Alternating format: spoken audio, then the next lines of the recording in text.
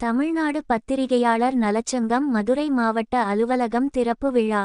தமிழ்நாடு பத்திரிகையாளர் நலச்சங்கம் மதுரை மாவட்ட அலுவலகம் திறப்பு விழா மாவட்ட தலைவர் கணேஷ் தலைமையில் நடைபெற்றது. தமிழ்நாடு பத்திரிகையாளர் நலச்சங்கத்தின் மாநில தலைவர் எஸ்.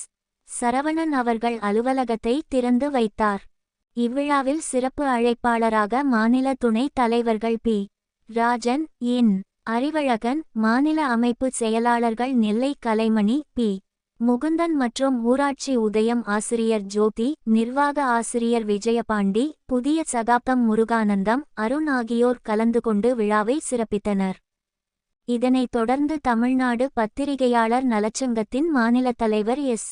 சரவணன் பேசியதாவது: சங்கத்தின் வளர்ச்சி, செயல்பாடுகள் மற்றும் முன்னெடுப்புகள், பத்திரிகையாளர்கள் நலன் மற்றும் அரசின் சலுகைகள் குறித்து பேசினார். மேலும் பத்திரிகையாளர்கள் அனைவரும் ஒற்றுமையாக செயல்பட வேண்டும் என்றும், பத்திரிகையாளர்களுக்கு சங்கம் என்றும் உறுதுணையாக நிற்கும் என்றும் கூறினார்.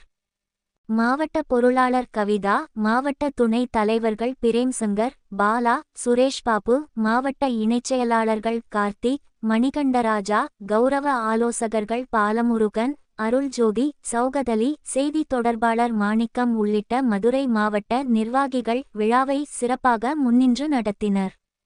மாலை தீபம் நாளிதழ் மதுரை மாவட்ட செய்தியாளர் ரமேஷ், வீரத்தலைமுறை மாத இதழ் சார்பில் தூண்டி கருப்பணன், விஜய் கலந்து கொண்டனர்.